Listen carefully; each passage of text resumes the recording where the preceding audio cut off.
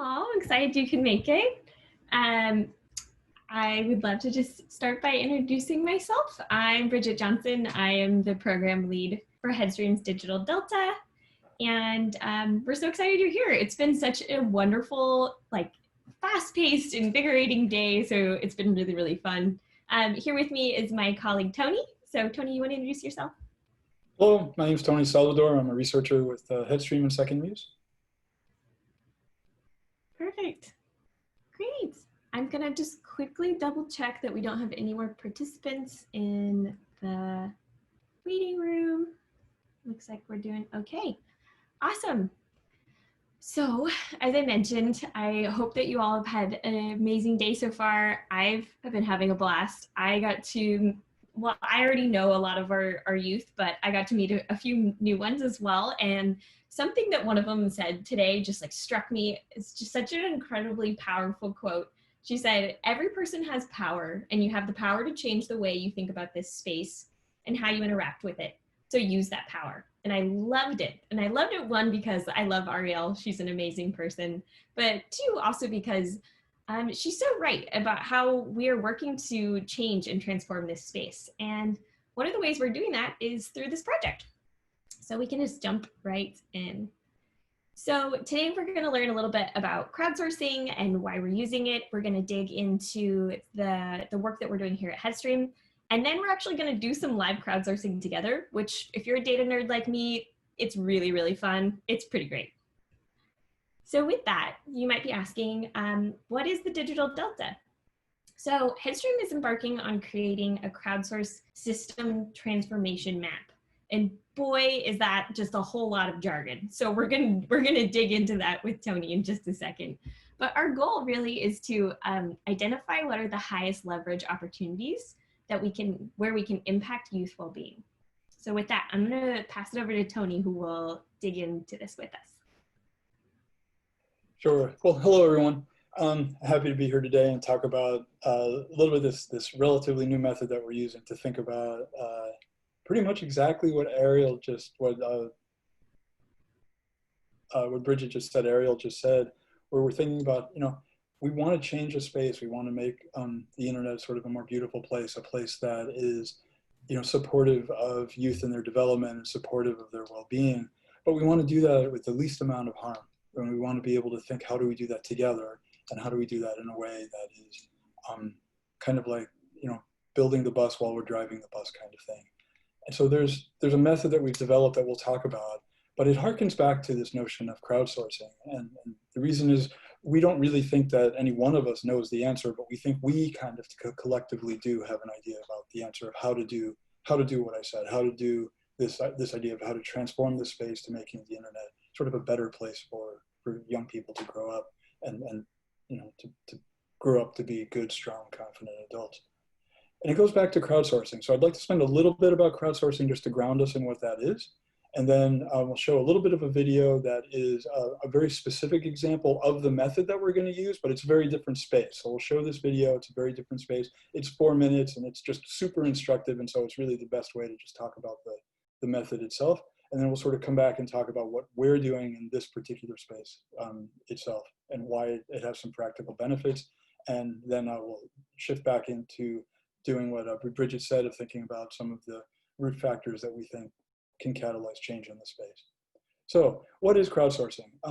So crowdsourcing is kind of an old technique. It's been used actually arguably for thousands of years, but most recently it's a way of tapping into the wisdom of the crowd. And a lot of people give Francis Galton sort of the very first crowdsourcing sort of opportunity, where he asked a bunch of people at a very particular fair, I think in England, maybe Ireland, I can't remember, but I think in England, possibly Scotland, now I'm confused. But he asked, how much does this steer weigh? And it turns out that nobody really got exactly the right answer of how much the steer weighed, but together they got within a pound, right? So the average of all the people's guesses was within a pound of the steer, and I think it was 1197 was the guess, and it weighed 1198 pounds. And so there's an interesting set of issues around that. One of them is that we know that the crowd is almost always, well, the average error of the crowd is always going to be less than the error of any one person. We know that that's the case. That's kind of a little bit of a law in crowdsourcing. we know that the crowd often gets, on questions of that nature, we know that the crowd gets the answer pretty much right. So, sometimes it's an amusement, how many marbles are in the jar that you see at state fairs and things like that, or how much does this cow weigh?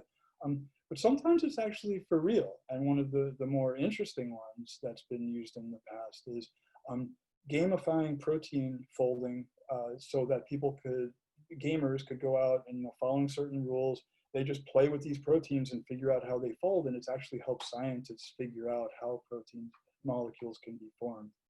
It's called Fold It. You can search for it online. And that's a form of crowdsourcing as well. It's a way of actually getting people to just do a bunch of stuff and having them use their ingenuity from whatever perspective they may be coming from, but all bound together in a particular context to try and solve a particular problem. So there's a bit of having some talent, and there's a bit of having diversity.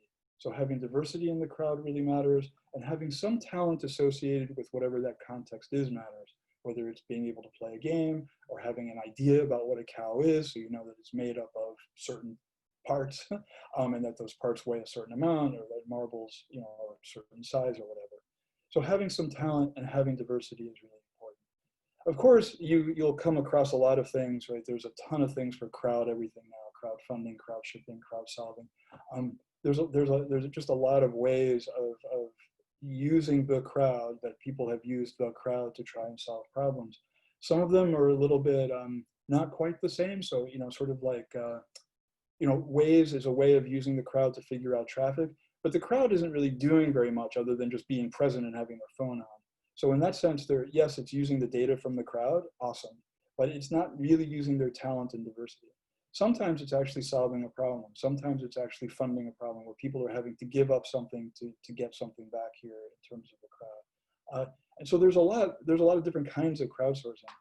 What Bridget mentioned was that we're looking at a crowdsourced transformation map, or what we've called in the past a crowdsourced complex network structure, which is even less pithy than crowdsourced transformation map. We don't really have a very good name for it. But what we're trying to figure out is, how do you crowdsource a system, a human social system, and then understand what are the catalytic points to transform that system towards a particular goal? And that's the question that we're trying to answer here. So in our case, we're trying to answer, how can we make the internet more beautiful, for example, right? How do we make it a better place for developing youth? In the case of the example that we're going to show you, it's how do we go from corporations owning and using all of your data to individuals having access to and the control of their own data. This was an old project that we did a long time ago when I was working somewhere else, and working with Eric Burlow as well, who you'll hear in the video, who's an ecologist. We developed the technique, and then we applied it to this very particular example, and at the end of that, back in 2011, made this little video. The video is really explanatory. So you should pay attention only really to the method side, and not so much, well, the content may be interesting to you as well, but the content is not what we're talking about today. It's the method that's actually of interest. So let's move into watching that video. Great. And actually, before we jump into the video, I'd love just to do a little round robin and introduce ourselves. And so I'm Bridget, as I mentioned, Tony's here, and we'd love for everyone else just to say hello real quick. So maybe we can start with Ingrid. Hi everyone, I'm Ingrid. I'm a program manager in the social impact space. I'm based in San Francisco. It's really gloomy with orange skies right now, as you probably heard. That's it. Great, and then we can just popcorn it. So Kevin, you want to go next? Hello, I'm Kevin Altman with Kaiser Permanente. I'm with an innovation team there, and I'm excited to observe and learn from this group. Wonderful.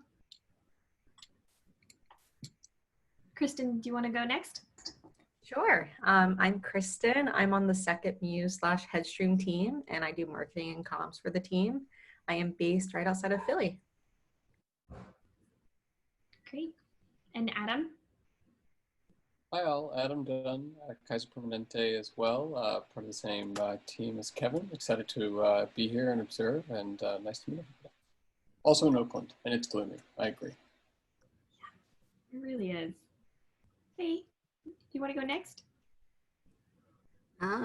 Hi, Faye Sahai. I'm with Vinaj Ventures, and so we partner with Second Muse, and we're investing in early stage startups addressing the digital wellness of young people and mental health. So excited to be here as well. Hi, Kevin. We worked together at Kaiser when I was there. Great. Maya, do you want to introduce yourself? Sure. Hi, everyone. My name is Maya. I am a third-year PhD student at UC Irvine, and I'm really interested in adolescent well-being in the digital age. So anything online and social media related, supporting youth well-being. So thanks. Thanks. And Candice? Hi, everyone. Candice Rogers. I'm a professor of psychology at UCI, and I do work with adolescent mental health and how to use digital tech to support it. I apologize for the camera being off. I'm multitasking due to school closures. Completely So can we solve that today or no? And Jerry, do you want to introduce yourself? Sure. Jerry, I'm normally supposed to be based out of San Francisco, but I'm down here in San Diego with family. So I work with like entrepreneurs and nonprofit programming, just kind of exploring the other side of all the stakeholders in the ecosystem that kind of happens in social impact. So excited to kind of hear more about what you guys are doing here. Great. And then, of course, last but not least, is it Sherry or Sherry So? Do you want to introduce yourself? That's totally okay if not too. All right. Well, with that, so as Tony mentioned, we're gonna walk through a video that really explains what this crowdsourcing process what it is and what is this journey that we're embarking on. So with that, I'm gonna go ahead and share my screen, and we'll watch this video and then we'll come back together to discuss it.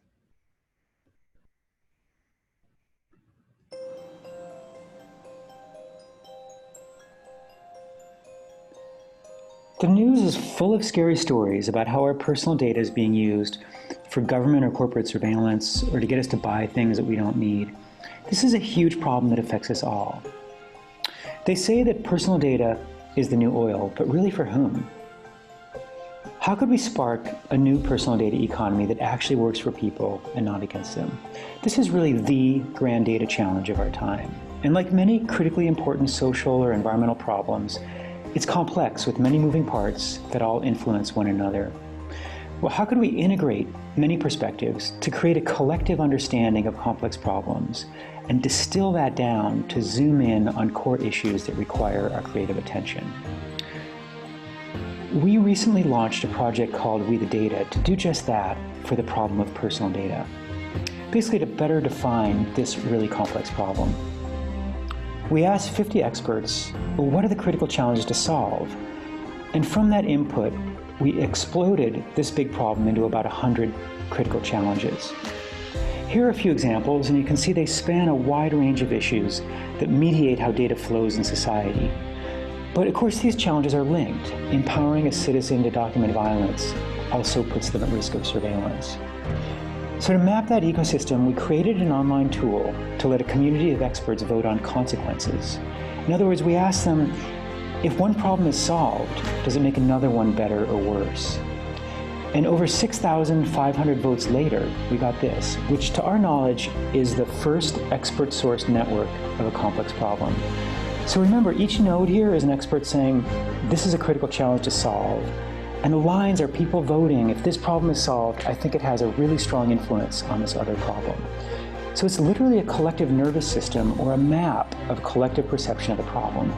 Now, I know it may look like a hairball, but it has structure because we can sift out challenges that if solved, solve many, but few things influence them. And again, where the outgoing influences are much stronger than the incoming ones. So remember, all of these nodes are challenges defined by experts. So the ones in yellow could be considered potential catalysts with broad impact, because they're weakly influenced by few things, but if solved, solve many.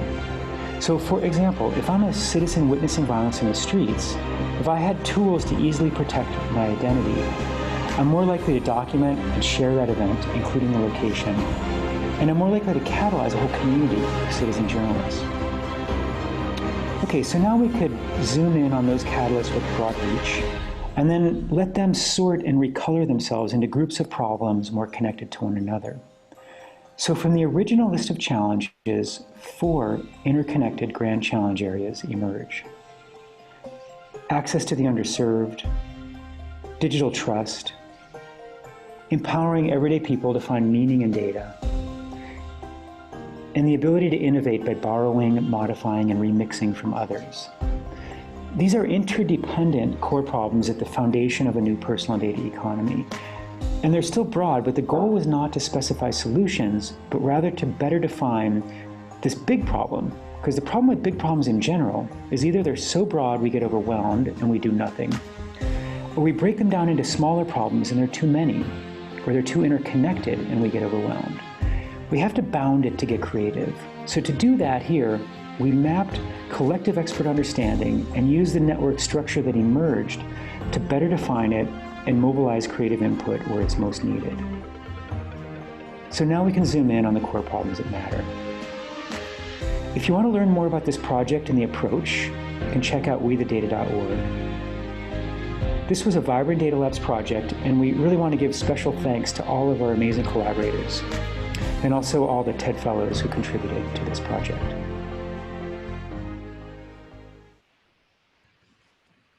Great. And with that, I will reshare our slides. Sorry.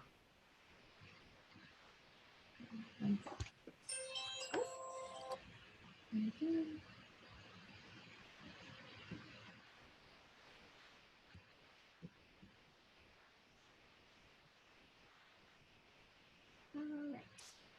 And here we go. Thanks, Bridget, and thank you, Eric. It's always nice to hear his voice. So what did we just see? Well, we saw a pretty complicated system, a complex system, in fact, around data.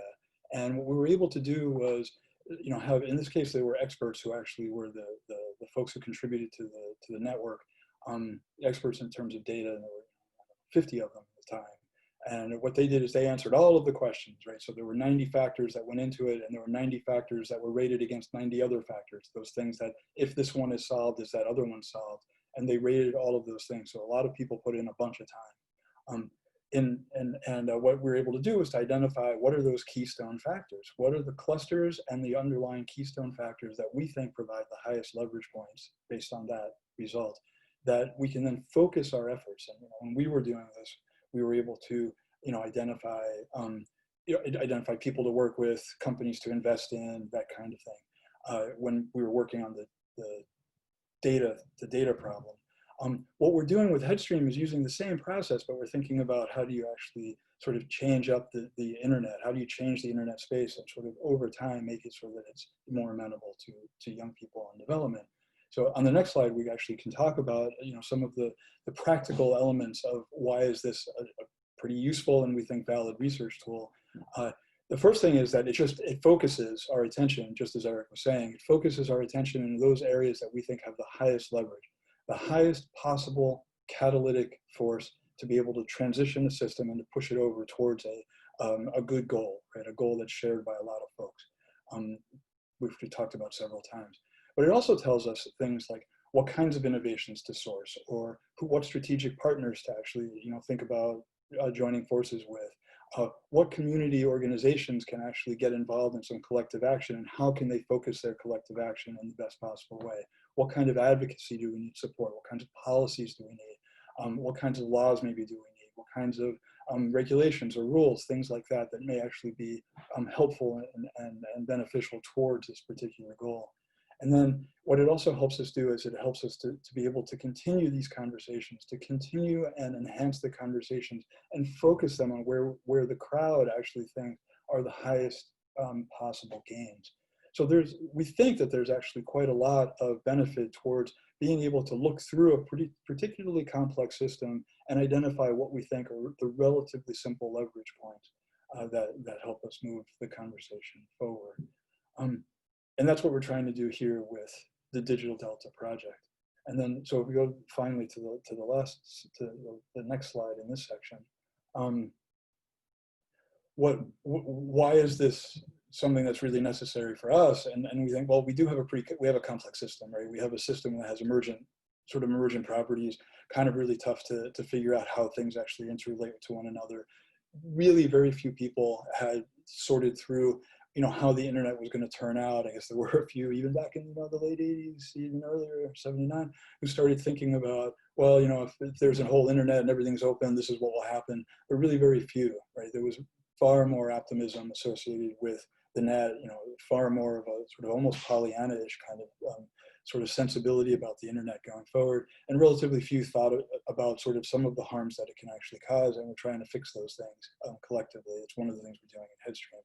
So it is a complex system. There's a lot of parts that are interrelating.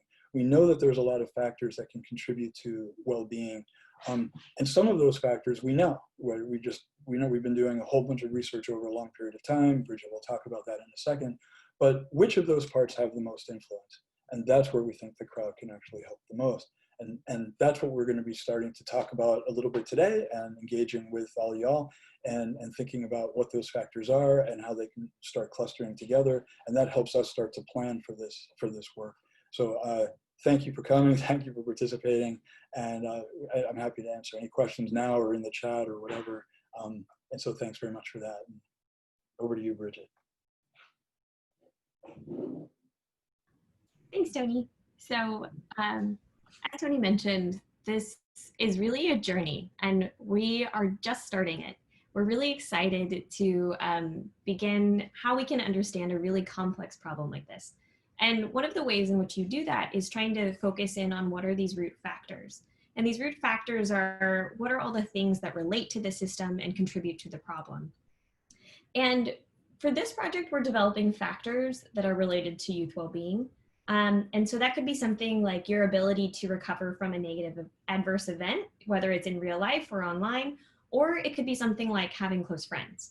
And now there's a lot of work that Headstream's done behind these root factors that we've developed, but they're really, truly still just a beta version. And the amazing thing about crowdsourcing is that we get to go and develop these with this community. And that's where this is like just where the magic happens, because no one person can fully come up with a comprehensive list by themselves. And kind of thinking back to Tony's, even just his cow example of how, the crowd really is wiser together. We really believe that. And it's that we can find more expertise and more wisdom by crowdsourcing than any one of us could on our own. And so our process so far has been going from about 180 factors that were complicated and kind of convoluted, and we had so many conversations, and we're still having these conversations, and we go about it down to about 100. And we're working with the language and we're changing them, and now we've distilled them to about 70, but they're still not quite right. And so with that, we have started developing these clusters, and it's these areas that we see some of these factors kind of fit together.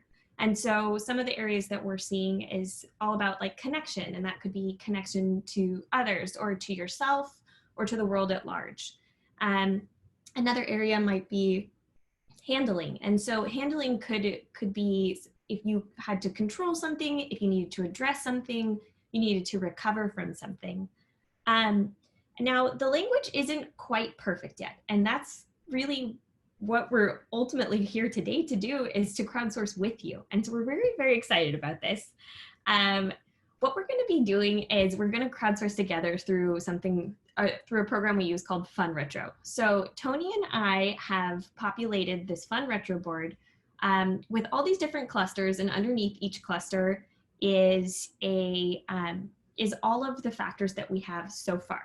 And really what we want to do with you is that we want you to think about a couple different things. Think about what's missing, because obviously Tony and I don't know all the answers, and that's the reason we're starting this project in the first place, which is great.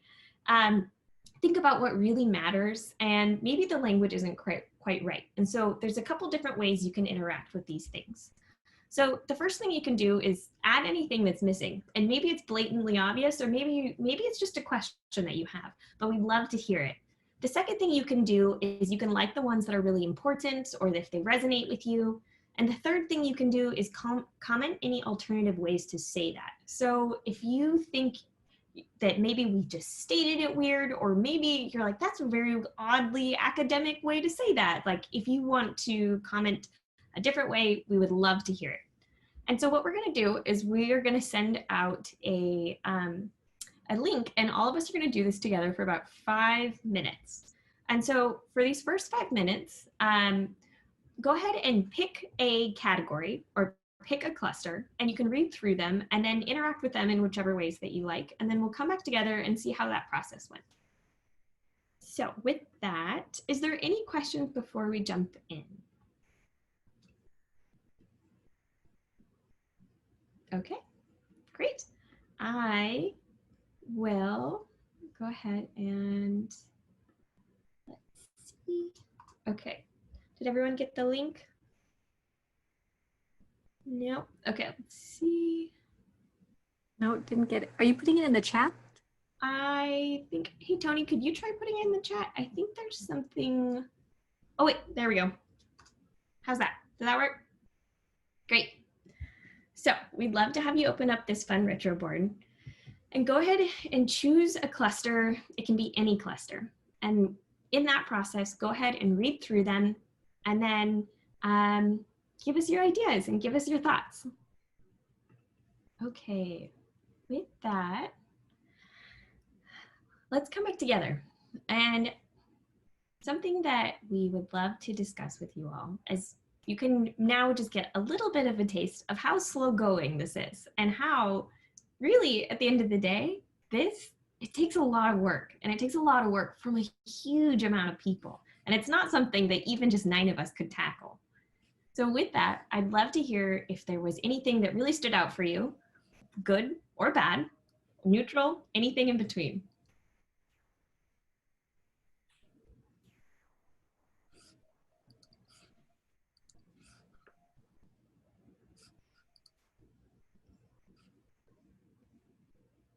Cool.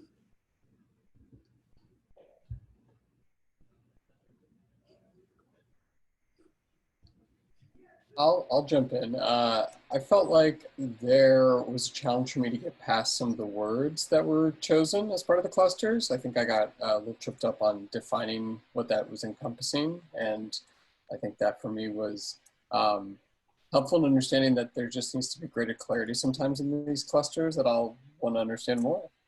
Yeah, absolutely. And I think there's something that's really interesting about the wording in which you choose. And so exactly to your point, like everything has to be defined, and you have to really understand why it is that you've chosen the word that you have, and what does it mean to me versus to a 14-year-old versus to somebody who studies clinical psychology. And so in this process of developing these factors, there's a lot of thought and there's a lot of intention that goes into creating each one of these. And you guys really are part of the session that gets to see behind the curtains. You get to see behind this is not the fully formed, you know? And so with that, we are grateful for you guys for jumping in with us in a stage that's really just new. Yeah, I think one thing that I saw somebody put a comment on the handling category of, you know, resolve is an interesting turn of phrase, or manage might be a better word. I think those kinds of comments are super helpful to us. I think that in this case, I mean, we can go on and explain each one, but I think that just sort of understanding how the phrase was interpreted and comments of that nature are super helpful, because it's something, I mean, it's just one of those things. It's like almost like in any survey, right? When you actually ask a question, you want to make sure that what you're saying is what other people think you're saying. So here we're actually trying to do a lot with really very few words. So we're really trying to get it as close as possible. There is the possibility when you're doing this kind of work in the survey side, when people are actually doing the ratings that Eric was talking about, to have like a little, there's a little bubble on the phrase, sort of explains it a little bit more. So that is something that we do in the actual rating, but we're still trying to get these phrases to be just as concise and precise as possible. So any comments of that nature are just super interesting to us and super helpful. So thanks. This is Faye. I really liked the tool because I thought it gave you the flexibility to capture a lot of data in a very tight space and get feedback quickly. So I really liked it from that. Just Tony, to your point in the handling one, the words handling, controlling, and dealing, I think are such loaded words. So especially if you're dealing with a teen with trauma, I worry about that, I guess, a little bit. So do I have the best word for you? No, but I'm just like, those ones just seem a little loaded to me. So that made me move to another column. I'm like, I'm not going to do that column. I'm going to do another one. So, but I really like how you've really seen kind of the interdependencies and your process towards it. I think really commend you on your inclusiveness of crowdsourcing. I just think that is where we're at, right? How can we get as many perspectives and views have the most impact? Thanks for that. Yeah, no, thanks for both of those comments. Thank you for that. Yeah, I think that you're right. It's, I mean, just something that I'm learning right now. It's that when you're talking about these kind of, well, there's two things. We did have a couple of other groups of people that we've talked to, some youth, some people who have certain expertise in certain sort of communities. And every time we have one of these conversations, pretty much exactly like what you just said, Faye, about the words being sort of loaded. When you're talking with other folks or working with other people, that perspective that they bring sort of just puts a particular valence on the words. And suddenly I see those words in really quite a new light or a different light. I mean, controlling is one that always sort of got me too, because it's just a word, right? Controlling. The other ones I actually had felt were a little bit more lighter weight, but then when you're talking about it, I'm like, oh yeah, no, I can totally see how that's actually the perception that will come across. So it's also really helpful for us to just talk to a variety of folks as we're forming these phrases, because it gives us the sort of those balances as we go, and sort of we can sort of adjust for them. It's very helpful. Thank you. It's something we can only do by talking with other people. So thanks. So what are kind of like, as you're evolving this, is it going to more and more people, and how do you, it was amazing to kind of see the end-to-end journey that you did on data. So I'm going to definitely look up the site and see where it goes, but can you walk us through like what happens with this? Absolutely. It's like you were planted, Faye. You just like read my mind. It was amazing. That's wonderful. So as Tony mentioned, we are working on developing these factors. And so the next steps really are taking these factors and going out and having more and more and more conversations about them. And first of all, seeing what are we missing and what have we not even thought about given this perspective and a youth perspective. And then once we've got what we feel like is a solid set of these factors, we then send out these factors and we have them rated against each other. And so we're going to send that out in a survey. And so we're hoping to send it out to lots and lots of people, like thousands of people, to get this input of if this specific factor was increased or decreased by this other factor. And you rate them all against each other, and that's what ends up creating that big hairball spaghetti map that you saw in that video. And so where you go from there is you do a lot of data analysis to think about what are these areas that have fewer inputs, but lots and lots of outputs. So they affect quite a lot of different areas, but are not as influenced as intensely by a lot of things. And so for those, it's those factors that are going to become these potentially influential areas. And so what we do is we go out and we have all of these folks rate these factors, and then we build this map. And then what we can do with this map is we can take it out and we can have conversations with people about where we see impact being in youth well-being. And we're really excited about it. And obviously you can tell I'm a little bit of a data nerd. So for me, like, this is my jam. But we're excited to build a visualization and build a map and build something that will be a tool for stakeholders to engage, and it'll be a way to have conversations that are powerful, discussing the impact of youth well-being. Tony, did you want to add anything to that? Sorry, I was getting the links for the wethedata.org and stuff. Probably one thing that I would add is just something very specific to the current task. There's two times where we're really working with whole groups of folks, just to be clear. One time is when we're trying to get these factors as right as we can. So that's a question really from just a research point of view, that's a question of validity. Is what the factor says what we think it means and what the respondent thinks it means. So we're working towards validity for each of the factors so that it means what we think it means and other people read it and say, yes, that's what it means. So that's this first part, which is, and we're doing that partly because of the pandemic. We can't do that with having a whole set of folks to come together and have a big workshop and sort of work it all through. Partly there's a ton of work. This is maybe a little more than you wanted to know, but partly there's actually a fair amount of work that if you work in smaller groups or with individuals, especially when individuals have very particular perspectives, you actually get more of that perspective out in the conversation, and we can incorporate that into the factors so that when they all do go out, all of those perspectives are accounted for. So there's a whole line of research looking at innovation around brainstorming, or brainstorming around innovation, and is brainstorming in a group actually more effective? And it turns out, no, not usually. It's actually more effective to have sort of one-on-one discussions. You get more ideas, better ideas, more divergent ideas, a greater diversity of ideas. So partly it's pandemic, partly it's a little bit of where I think the research is. But what we're trying to do is to figure out, like, are the factors correct? Do they mean what we think they mean? Do people see them in that way?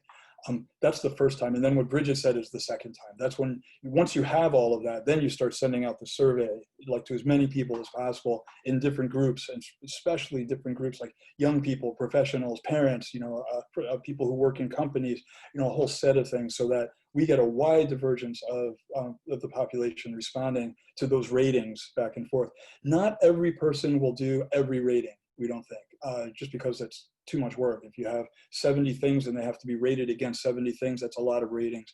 What we do think is that we can put them out in groups of, say, 5, and say, after people do 5, you're interested in doing 5 more? And what we find is people do 5, 10, 15, 20 before they get a little bit tired of it, which is okay, because in the back end, we're actually managing to make sure everybody gets or every question gets asked the right amount of times to the right set of folks, demographically speaking.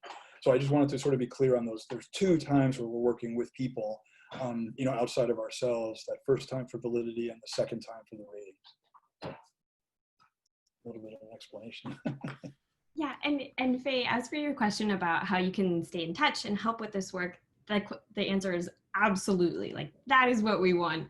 We want folks to be involved in this, and we are starting this incredible journey of reaching out to folks to have these conversations. And then that's for this first part that Tony was mentioning. And then there's another touch point that you can be involved in, and that's the actual rating of all of these different factors against each other. So absolutely, yes, we would love to have you join us in any capacity that you're interested. So with that, yay, we're so glad.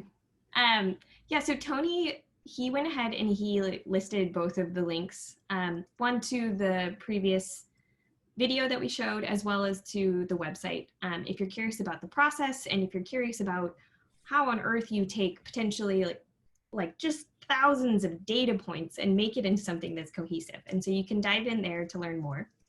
The next thing I'd love to do is I'd love to have you all, now that you have a little bit more context, let's try it again. And there's something that's amazing about repetition, and the second time you do it, there comes a little bit more clarity. So with that, I can send the link one more time, and we're gonna try again for 5 minutes, and we'll come back together, and then we can discuss and see how it went this time. Tony and I, this is what we do. We dive in deep with this research, and we dive in with this data. So with that, I'd love to hear if you have any thoughts or any last questions that you would love to share. Tony and I, as we embark on this process, are so excited to have this community to work with.